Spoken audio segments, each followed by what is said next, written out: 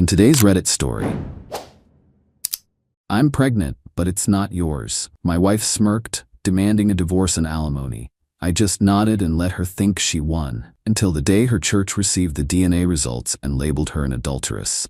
I always imagined that if my marriage ever ended, it would be a slow, painful process. Years of resentment, therapy sessions that didn't work, maybe a dramatic fight leading to a quiet, inevitable separation. But no, she ended it with a smirk. I came home from work that evening, exhausted and ready to collapse on the couch. But as soon as I walked in, I knew something was off. She was sitting on the couch, perfectly still, waiting for me. No TV on, no music playing. Just her, sitting there like she was rehearsing a script. I barely had time to put my keys down before she dropped the bomb. I'm pregnant. For a second, my brain didn't register anything but shock. We had talked about kids, but we weren't actively trying. Then she added, almost lazily, like she was discussing the weather. But it's not yours. The room fell silent. She waited, watching for my reaction, waiting for me to break. I didn't. I didn't speak, didn't move, didn't even blink. So, she kept going. I cheated. She shrugged. It's been going on for a while, and honestly, I'm done pretending. I want a divorce. She said it like she was dumping an old pair of shoes, like our entire life together was just some phase she was over. Still, I said nothing. Her lips curled up in that smug, infuriating way. Honestly, it's better this way. I've met someone else, someone I actually want a future with. There it was. She wasn't just leaving me, she was trading up. Or at least, that's what she thought. She let out a little laugh, as if trying to lighten the mood. I know this sucks, but hey, we can do this like adults, right? I swallowed, forcing my voice to stay even. You're really sure about this? Her smirk widened. 100%. Then she dropped the final insult. Oh, and you'll still need to pay alimony. The words hit me like a brick to the chest. Excuse me, she waved a hand dismissively. I sacrificed my career for this marriage. Will, I was a stay-at-home wife for years while you built your business. It's only fair. Fair. She cheated on me, got pregnant with another man's child, and was now demanding I fund her new life. I clenched my fist so tightly my nails dug into my palm. I wanted to scream. I wanted to throw something. Instead, I smiled. I understand, I said softly. But just to be sure, let's get a DNA test. Her smirk didn't waver. She actually laughed. Oh my God, Will, seriously? You think I'm lying? Fine, whatever makes you sleep at night. She thought I was in denial. She thought I was pathetic. She had no idea what was coming. I walked into the courthouse with some hope left. I wasn't expecting to walk away completely free. But surely, there had to be some justice. I had proof she cheated. Proof the baby wasn't mine. Proof she was already living with another man. And yet, as I sat at the plaintiff's table, watching my soon-to-be ex-wife sit calmly across from me, it hit me. She wasn't nervous at all. If anything, she looked bored, like she already knew the outcome. The judge entered, an older man who had probably seen every kind of divorce case there was. He barely looked at me before turning to my wife's lawyer, and that's when I knew I was screwed. Her lawyer stood up first. A polished, confident guy in an expensive suit, the kind of guy who could probably argue that the sky was green and get half the jury to agree with him. Your Honor, my client was a devoted wife for 5 years. She put her career aside to support her husband while he built his business. She managed the home, took care of daily affairs, and made countless sacrifices. Now that the marriage has ended, she is left with no income, no financial stability, and no way to rebuild her life. I wanted to scream. She wasn't left with no income. She chose not to work. She wasn't left struggling. She had another man waiting for her. But none of that mattered, because her lawyer was good, really good. We asked that the court grant her spousal support so she may transition into independent life without undue hardship. Undue hardship. She cheated, got pregnant, and left me, but somehow, she was the victim.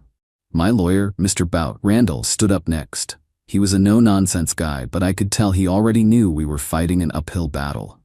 Your Honor, let's be clear. My client is not refusing to support his ex-wife. He is, however, contesting an obligation to pay long-term alimony to a woman who is pregnant with another man's child and has already moved on. The judge raised an eyebrow. I saw a flicker of something, mild interest, annoyance. But then he gestured for Randall to continue. We have documented proof of her infidelity, proof that the child is not my client's, and proof that she's already cohabitating with another man. Randall turned, handing over the DNA test results, pictures, and text message logs. For the first time, my ex-wife shifted in her seat. She wasn't smirking anymore, but she still wasn't worried, and that's because her lawyer was ready. Your Honor, I'd like to remind the court that we live in a no-fault divorce state. That was it, the moment I knew we had already lost. The judge took a deep breath and sat back in his chair.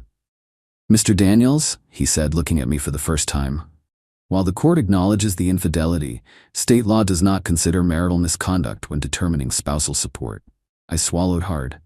But, he held up a hand, what we do consider is financial need.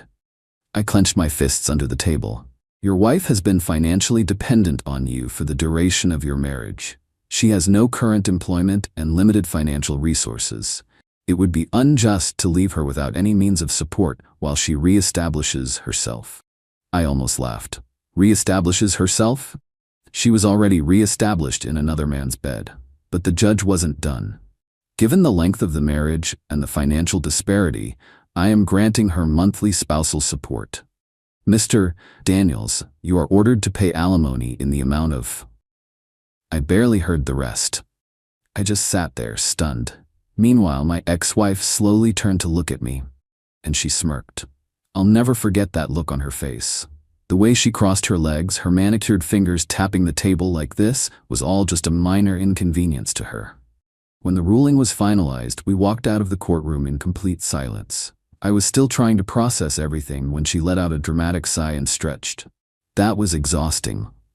I ignored her. She wasn't done. For you, I mean, not for me.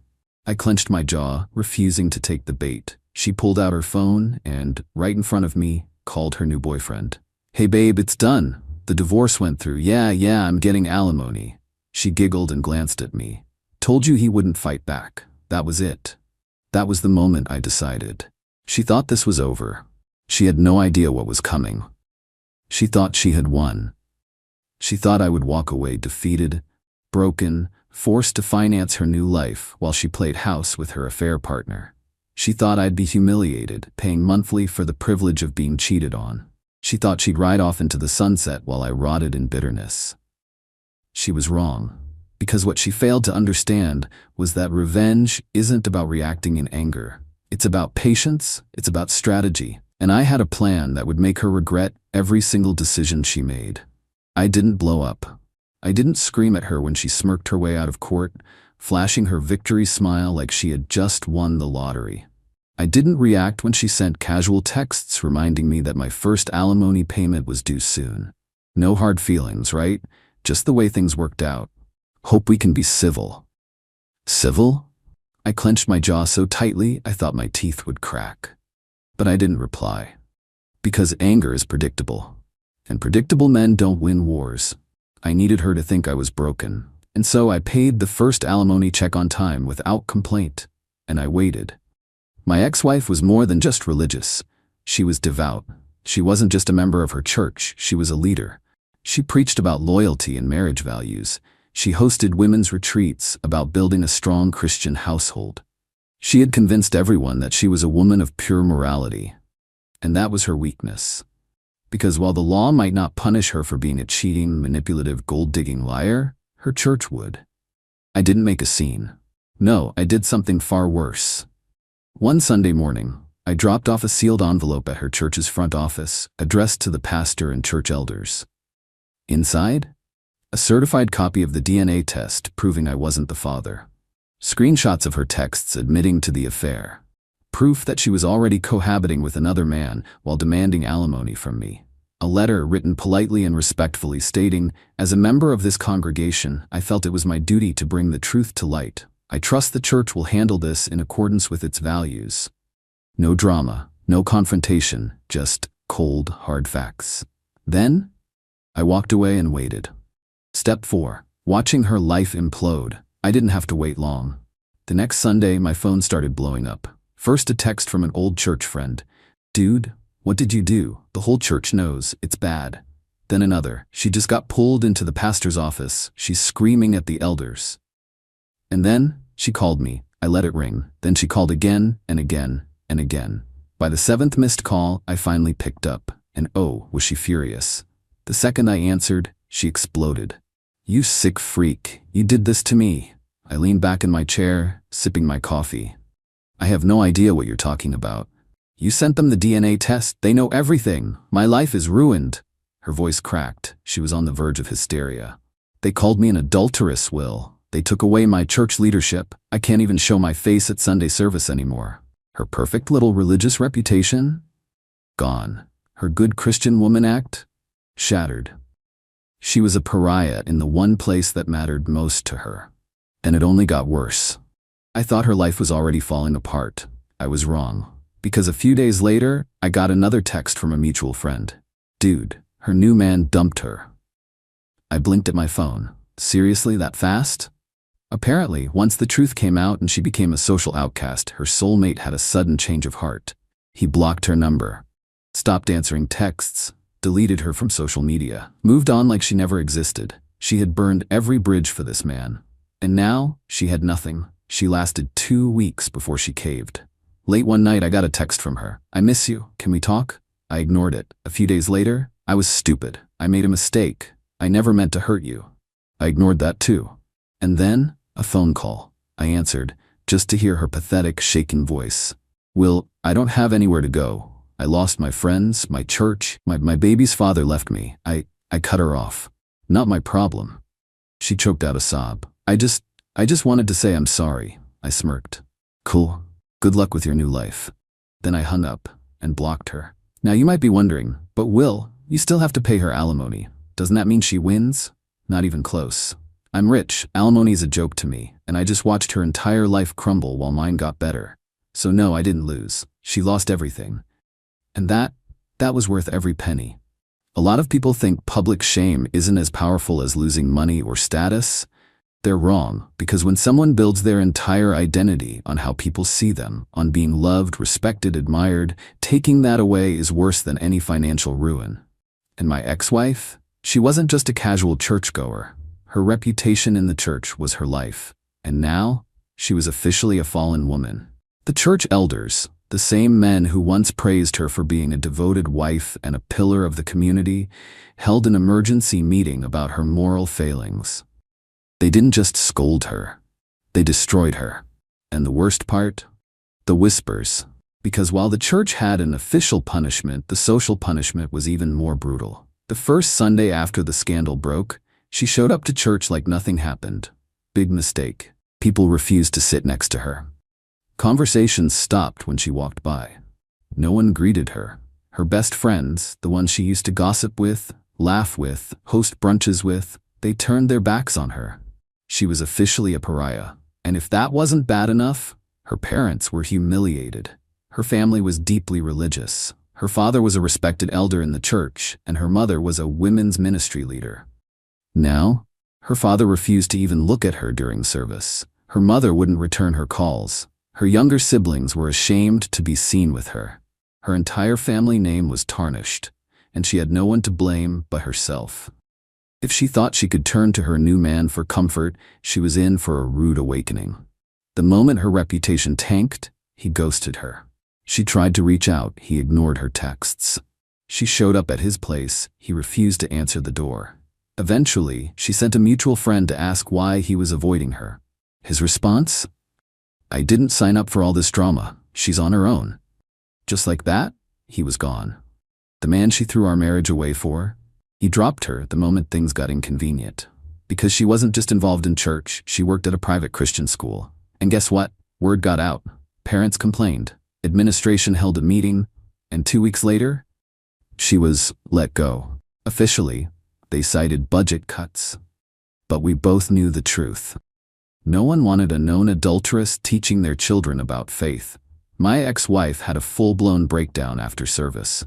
Someone had whispered, "adulteress," as she walked past, and she snapped, started screaming at people in the church parking lot, told them they were all hypocrites, started crying, then stormed off in her car. The next week she called me. For the first time in months, her voice didn't have that smug tone. She sounded hollow. "Will, I don't have anywhere to go." I said nothing. "My parents barely speak to me.